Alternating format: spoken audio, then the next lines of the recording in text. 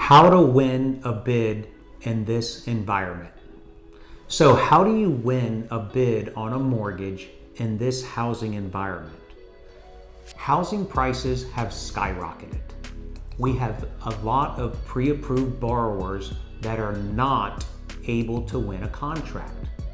This weekend, my buyer was one of 20 offers and they won the contract.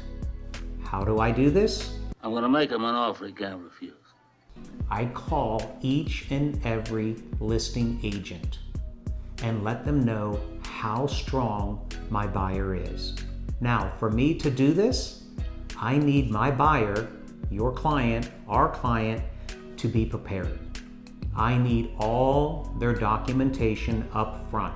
Pay stubs, W-2s, bank statements, tax returns, everything in my hand, so that when the seller or the listing agent receives a pre-approval letter with my name on it, it's approved. It's good as gold. It's getting and winning the golden ticket.